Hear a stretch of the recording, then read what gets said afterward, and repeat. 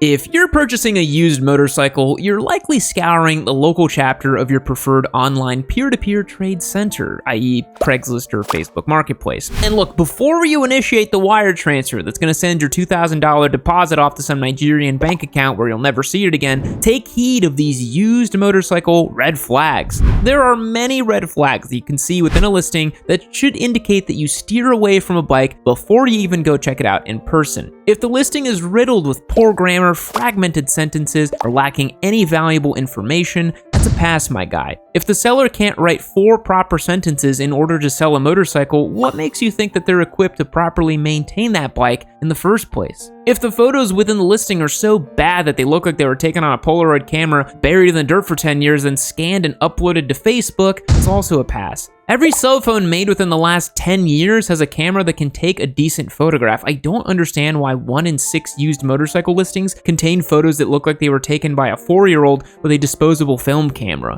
Doesn't really make sense. If you message the seller and they're shifty, reluctant to answer questions, or sound annoyed, rushed, or otherwise off, I would just move along. There is never going to be a shortage of used motorcycles for sale, so there's no reason to rush into dealing with a shady seller where you can end up getting burned. If you're discerning of the listing itself and the behavior of the seller, you can save yourself a lot of time when shopping for a used bike. Issues with the motorcycle's title are a huge red flag to avoid. Unless you're buying a bike that you'll only use on track or you just need a donor bike for parts, there's never a good reason to buy a motorcycle without a proper clean title. If you buy a motorcycle with a salvage title, it means it was once in a wreck and totaled out by insurance. The cost to repair it was more than the value of the bike itself. A salvage title alone means that the vehicle is deemed not roadworthy, essentially a parts bike or a paperweight. But there's also a rebuilt title, which means that the bike was deemed a total loss by insurance, was fixed and rebuilt to meet minimum DMV safety standards. Minimum safety standards being the key words here. If you buy a bike with a rebuilt title, worst case scenario, the bike has underlying problems that were never properly fixed, which means a headache for you down the road.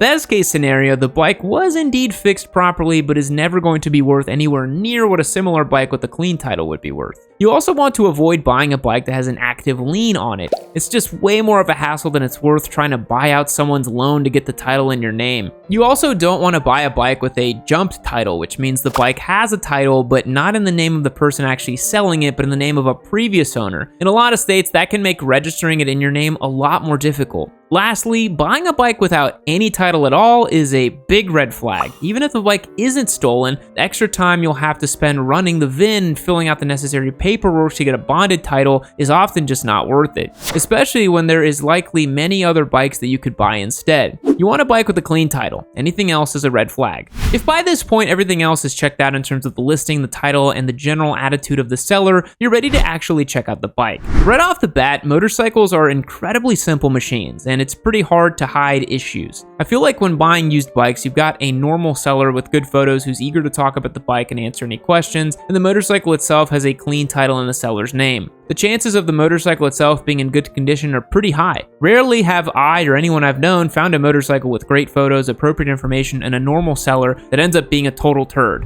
But when you actually see the bike in person, the first thing to kind of look at is excessive modifications. The way a bike has been modified says a lot about the previous owner and the way they treated the bike. If it's decked out in the cheapest Amazon and Alibaba parts, it might be a little suspect. If it has a lot of squid mods and farkles, you might actually think that the bike spent more time banging off the rev limiter to stoplight than actually moving down the road. Even if the bike is still in decent condition, you have to spend time and money removing or upgrading any cheap or bogus parts the previous owner installed. A bunch of tacky mods, to me, is always a red flag. It's always good to speak with the seller about the maintenance history. If they have cut and dry answers like, yeah, I change the oil and filter every season, I only do a couple thousand miles a year, I bled the brakes this spring, tires are from 2023, and so on and so forth, that's a good sign. If you ask about maintenance and they just stare back at you blankly, that doesn't instill very much confidence. Having records of maintenance, even if it's just a handwritten log in the back of the owner's manual, says a lot, as certain maintenance items that don't need to be done super frequently are often easily forgotten. If they had their bike serviced at a shop or dealership and have records to prove, that's even better. It's kind of a red flag for a bike that's been pretty intensive mechanical modifications done to it without any record proving it was done by a reputable source. Like, if you're looking at a Harley with a big stonkin' big bore kit on it, I would 100% want to see that it was done by a reputable shop and it was broken in properly and then dynoed and tuned to ensure it runs right. I would never suggest anyone buy a bike that's had an engine swapped or heavily modified in somebody's backyard. That's just asking for a world of hurt.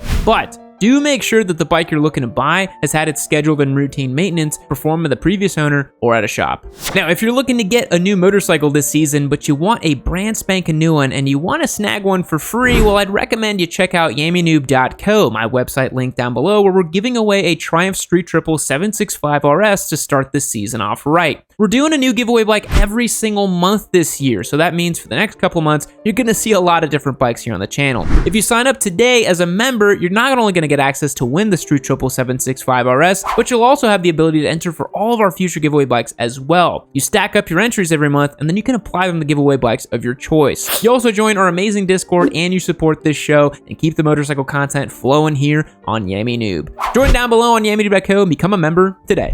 When you check out a bike in person, you're also gonna want to hear it run and ideally take it for a test drive. Upon first startup, you should make sure the bike is cold when you arrive. If the bike is already warm when you first start it, then you won't get to hear the brutal cold start exhaust sound. But really, a bike that has some issues might run well enough once it's warm, but will sputter at idle or make strange sounds when it's cold. There luckily aren't a lot of places or ways to hide issues on a motorcycle. If you start it up and the engine is ticking, knocking, clattering, sputtering, smoking, or doing anything that glaringly indicates the engine is not super healthy, then move right along. Motorcycles, especially Japanese bikes, can really take a lot of abuse without issue, especially if they're properly maintained. And when they have problems, it's usually pretty obvious. You know, that's a 4-cylinder and it doesn't sound right, it's probably misfire, probably a spark plug that's fouled, it's not a big deal. So use good judgment and don't let your excitement get in the way of getting a good deal on a new-to-you motorcycle that would allow you to obviously ignore signs of a motorcycle on its last leg. A noisy engine could be indicative of out-of-spec valves, worn-out bearings, or other internal issues. Before you even take that test ride, if that bike is making tons of unsettling noises, that is a red flag.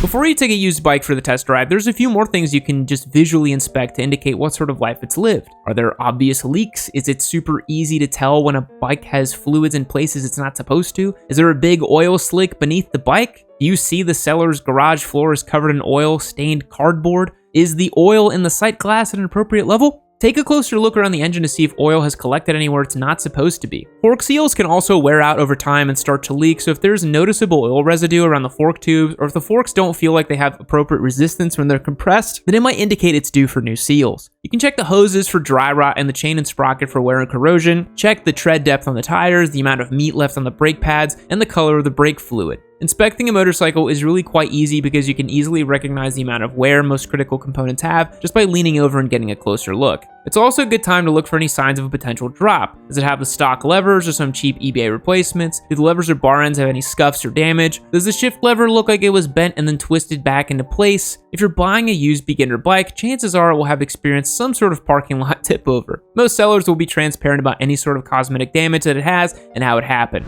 If a seller is straight up with you about the bike's history, it helps instill confidence that there haven't been any other underlying issues. But if they swear up and down that the bike has never been dropped, you can visually see signs of damage, it is a red flag that there may be other issues that they're not disclosing. And lastly, when you're buying a used bike, the final step is to take it for a test ride. Right off the bat, if the seller refuses to let you test drive it, that's a red flag. I mean, if they're selling a liter bike and you're 17 years old, maybe the refusal of a test drive is warranted, but if you have cash in hand and the proper endorsement on your license, taking a test drive is usually the last step to seal the deal. When you take a test drive, you'll want to gauge the overall performance and reliability of the machine. Does it accelerate smoothly? Does the clutch engage and disengage effectively? Does it slip under heavy load? Can you shift through all the gears smoothly? Do the brakes have good bite and pressure on the lever? Beyond evaluating the overall functionality of the machine, a test ride is a great opportunity to see if the bike is actually a good fit for you. You may have been so eager about getting a certain model based solely on the spec sheet of the value proposition, but once you actually ride it, you may not realize that there are things that you don't really love about it, and that's totally okay. Being patient and not overly eager to get a new bike can save you from buying a bike that you realize you don't totally love after the initial excitement dies down. So for both of these reasons, taking a test ride before signing your name on the title is the last important step you need to take when buying that used motorcycle. If you don't have your endorsement yet and you're buying your first bike, bring an endorsed friend along and have them test it for you. And if the seller refuses to let anyone take a test drive, even if you have the endorsement in cash, that's definitely a giant red flag. Thanks for making it all the way to the end, boys. Are you good at spotting red flags on used bikes, or did you have to learn that lesson the hard way? I think all of us motorcyclists have bought a turd at some point. I've bought plenty of turds. Unfortunately in my day. So be sure to subscribe to the channel if you haven't yet. We got some big plans coming for this year that you're not going to want to miss. See you on the next one. Fact: Cleopatra married 2 of her brothers. Gross. Goodbye. All right, everybody, our time is up here on this video. I hope you had fun. If you want to keep the fun going, become a member on Yamity.co. You can join the Discord server, ask me questions, hang out with me, submit stuff for the live stream, and best of all, get entered to win our amazing giveaway bikes. This Triumph Street Triple 765 is our newest giveaway bike. Make sure you get entered to win, because do you want to miss this? I wouldn't want to miss. I want to keep this bike, honestly, but I can't. I have to give it away to somebody, so why not make it you?